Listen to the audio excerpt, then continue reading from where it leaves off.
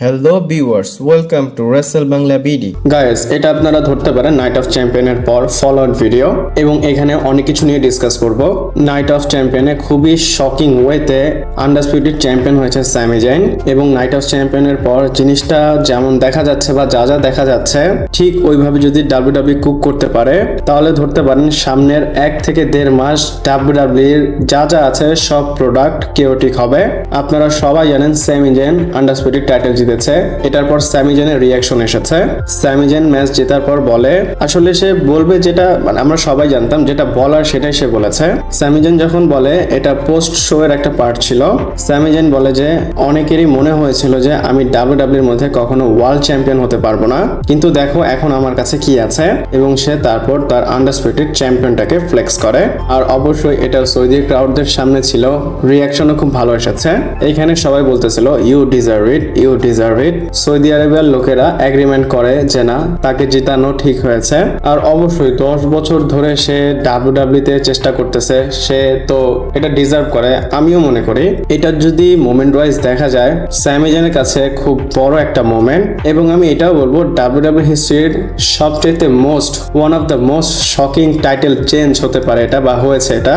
WWE night of champion এটা করবে আপনি, আমরা বা আমি কখনোই এটা চিন্তা করিনি। যেমনটা আপনারা জানেন ট্রিপলের শক দিতে আমাদের খুব পছন্দ করে, ঠিক সে নাইট অফ চ্যাম্পিয়নে সেটাই করেছে। এখন তো ট্রিপল এইচ এর গেম শুরু, মানে ট্রেলার শুরু, পিকচার এখনো বাকি আছে। আর স্যামি জাইন যে জিতেছে, আপনারা কে কে খুশি হয়েছেন আমাকে কমেন্ট করে জানাবেন। এরপর ওবাফেমির বিষয় কথা বলবো, এবং ওবাফেমি নতুন কিং হয়েছে আপনারা হয়তো সবাই জানেন, এবং কিং হওয়ার পর আমরা ভেবেছিলাম সে চ্যালেঞ্জ করবে, কিন্তু ডাব্লিউডাব্লিউ এই জিনিসটা হোল্ডে রেখেছে। ওবাফেমি কাকে পিক করবে এখনো কিন্তু আমরা জানতে পারিনি। আপনারা যদি মনে করেন যেটা হোল্ড না, তারা চায় না ডাব্লিউডাব্লিউ এই বিষয়ে কথা বলুক, তাহলে সিম্পলি দেখেন ইউএসকে যখন জিতেছে তাকে যখন ইন্টারভিউ নেওয়া হচ্ছিল সে সাথে সাথে বলে দিয়েছে সে সামার স্ল্যামে লিভ মর্গানকে ফেস করতে চায়। যেহেতু কুইং অফ দ্য রিং ফাইনালে ইউএসকে সাথে সাথে ডিসাইড করতে পেরেছে, ওবাফেমি কেন পারলো না? আমরা প্রথমে ভেবেছিলাম ওবাফেমি রোমান রেন্সকেই ফেস করবে, এবং হতেও পারে এটা সে করতেও পারে, মানে এখনো তো আমরা শিওর না সে কাকে পিক করবে। এছাড়া আপনাদের নোটিস করতে হবে স্ম্যাকডাউনে কিন্তু একটা সেগমেন্ট দেখিয়েছিল ওবাফেমি এবং Cody Rhodes face to face হয়েছিল ডাব্লিউডাব্লিউ আনডিসপিউটেড টাইটেলের জন্য, মানে তারা ফেস অফ করেছিল। ওবাফেমির নজর কিন্তু শুধু রোমানের টাইটেল না, কোডির কাছে যেটা ছিল এতদিন সেটার উপর আছে। ডাব্লিউডাব্লিউ এটা হোল্ড করতে চাচ্ছে যে ওবাফেমি কোথায় যাবে, কি করবে সেটা আপনারা পরে জানতে পারবেন। ওবাফেমি কি করবে, কাকে চ্যালেঞ্জ করবে, এটা নিয়ে যে ফ্যানদের সাসপেন্স, এটা ডাব্লিউডাব্লিউ তৈরি করতে চাচ্ছে বা তৈরি করে রেখেছে। আর নাইট অফ চ্যাম্পিয়নে ডিসঅ্যাপয়েন্টিং জিনিস হয়েছে, সেটা হচ্ছে ব্রক লেসনার আসেনি। আমি কি বলবো, ব্রক লেসনারের জন্য অনেক ওয়েট করেছি। যেহেতু ব্রক লেসনারের কথা বললাম, এরপরে আপনাদের ব্রক লেসনারের বিষয় বলি। ডাব্লিউডাব্লিউ অফিসিয়ালি ব্রক লেসনারকে সামার স্ল্যামের জন্য অ্যাডভার্টাইজ করে দিয়েছে। এর মানে ব্রক লেসনার সামার স্ল্যামে কম্পিট করবে। যারা ব্রক লেসনারের ফ্যান তাদের কিন্তু খুশি হওয়া উচিত। খুশি হলেও আমি একটা জিনিস আপনাদের নোট করতে বলবো বা পয়েন্ট ধরতে বলবো, যদি নাইট অফ চ্যাম্পিয়নে কিছু একটা করতো ব্রক লেসনার, তাহলে আমরা সামার স্ল্যামে তার ডাইরেকশন কি হবে সেটা ধরতে পারতাম বা জানতে পারতাম। যেমনটা আমরা শুনেছিলাম ব্রক লেসনার এবং ওবাফেমির ম্যাচ হবে সামার স্ল্যামে। যদি এটা হয়ে থাকে বা ডাব্লিউডাব্লিউ করে থাকে, এই ফিউডটাকে তারা কিভাবে করাবে সেটা নিয়ে কি চিন্তা করেছে এটা কিন্তু আমরা বুঝতেছি না। একটা জিনিস আপনাদের ক্লিয়ার করে বলি, ব্রক লেসনার এবং ওবাফেমির ম্যাচ থার্ড ম্যাচ যে হবে এটা একদম শিওর, এবং 3 নাম্বার ম্যাচটা যে সামার স্ল্যামে হবে এটার চান্স অনেক বেশি ছিল। ডাব্লিউডাব্লিউ নাইট অফ চ্যাম্পিয়নে যেহেতু ব্রক লেসনারকে নিয়ে আসলো না, এটার চান্স কিন্তু এখন কমে গিয়েছে। আপনারা যদি একটা অ্যানাদার ওয়েতে দেখেন, ডাব্লিউডাব্লিউ ওবাফেমি এবং ব্রক লেসনার ম্যাচ সিম্পলি করতে পারতো। ধরেন ওবাফেমি ওয়ার্ল্ড চ্যাম্পিয়ন রোমানকে পিক করেছে, অথবা ধরেন স্যামিকে সে পিক করেছে, কিন্তু আপনাদের মাথায় রাখা উচিত সামার স্ল্যাম হচ্ছে 2 নাইটস এর শো। একটা আপডেট এসেছিল, বুলি রে বলেছিল ডাব্লিউডাব্লিউ ওবাফেমিকে 2 নাইটসে কম্পিট করাবে। প্রথম নাইটসে সে ব্রক লেসনারের সাথে ম্যাচ করবে, সেকেন্ড নাইটসে সে টাইটেলের জন্য ম্যাচ করবে। যদি এমনটা হয় ব্রক লেসনার ওবাফেমির সাথে ম্যাচ করতে পারে স্টিল সামার স্ল্যামে। আপনারা একটা আবার চিন্তা করেন, সামার স্ল্যাম সামারস্ল্যামে ব্রক লেসনার ম্যাচ করলো, সে যদি ওবাফেমির এগেনস্টে ম্যাচ না করে কার এগেনস্টে করবে? ওবাফেমি এবং ব্রক লেসনারের ম্যাচ সামারস্ল্যামে, এটা থেকে বড় ম্যাচ ডাব্লিউডাব্লিউ আর কোথাও বানাতে পারবে না। আবার ডাব্লিউডাব্লিউ যদি অন্য কারোর সাথে ব্রক লেসনারের ম্যাচ করায়, এইভাবে আপনারা দেখতে পারেন হয় ব্রক লেসনার রিটায়ার হবেই না, যদি সামারস্ল্যামে সে রিটায়ার না হয় সে অন্য কারোর সাথে ম্যাচ করতে পারে। রিটায়ার হওয়ার আগে মানে লাস্টের যে সময়টা চলে আসবে রিটায়ারমেন্টের, তখন হয়তো ডাব্লিউডাব্লিউ ব্রক লেসনার এবং ওবাফেমির ম্যাচ করাতে পারে।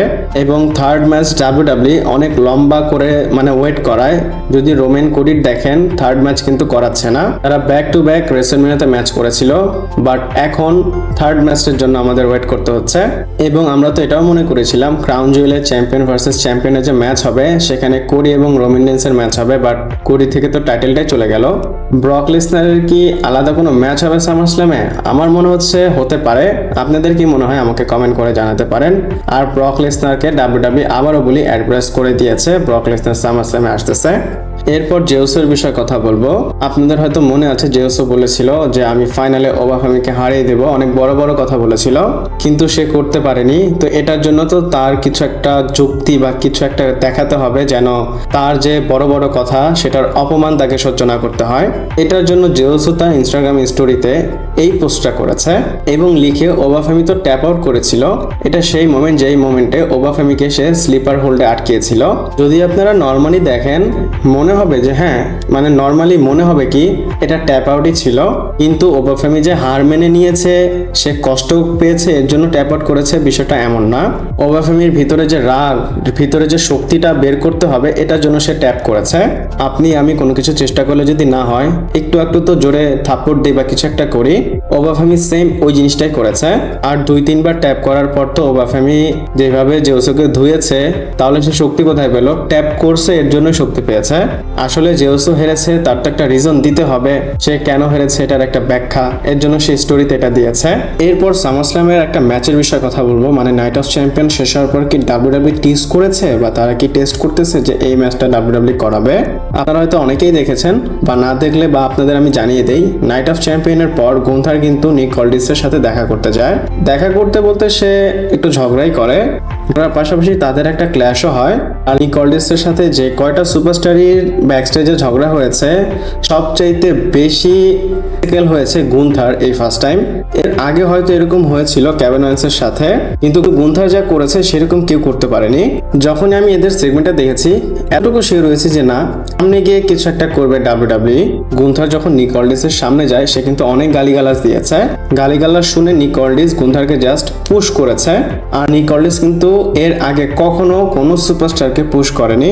গুন্থারকে যখন পুশ করেছে, গুন্থার সাথে সাথে নিক অল্ডিসের কলার এবং টাই ধরেছিল, মানে ধরে টান দিয়েছে। এতে কিন্তু জেনারেল ম্যানেজারের সাথে একটা সুপারস্টার এমন করতে পারে না। একটা জিনিস কিন্তু অনেকদিন ধরে হোল্ডে আছে, সেটা হচ্ছে নিক অল্ডিসের ইন রিং রিটার্ন। ইভেন নিক অল্ডিস কিন্তু পডকাস্টে বলেছিল, যখন আমার মনে হবে যে একটা অপরচুনিটি এসেছে তখন আমি রিংয়ে আসবো। আর এমনিতে আমি ম্যানেজারের রোলটা এনজয় করতেছি। সামনে গিয়ে হয়তো গুন্থার নিক অল্ডিসের ম্যাচ হতে পারে। আর আপনাদের বলে দিই, নিক অল্ডিসের ব্যাকগ্রাউন্ড হয়তো আপনারা অনেকেই জানেন না। ইভেন অল্ডিসের আগের নাম ব্রুটাস ম্যাগনাস ছিল, সে কিন্তু এই নামে অনেক বেশি পপুলার ছিল। আপনারা যারা টিএনএ ফলো করতেন, আমি কিন্তু টিএনএ দেখতাম, তো তখন থেকে নিক অল্ডিসকে চিনি। পার্সোনালি নিক অল্ডিসের একটা ম্যাচ দেখতে চাই। আপনারা দেখতে চান কিনা আমাকে কমেন্ট করে জানাতে পারেন। এই পর্যন্তই ছিল, ভালো লাগলে লাইক, কমেন্ট, শেয়ার, সাবস্ক্রাইব করে পাশে থাকবেন। পরবর্তী ভিডিওতে আবার দেখা হচ্ছে।